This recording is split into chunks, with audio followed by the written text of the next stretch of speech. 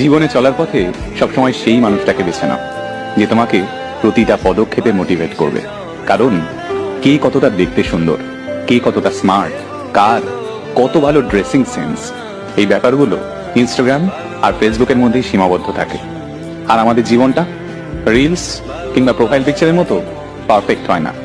এখানে আমরা প্রতিনিয়ত আঘাত পাই, ক্ষত বিক্ষত হই, আমাদের কান্না পায়, সবকিছু ছেড়ে পালিয়ে যেতে ইচ্ছে করে।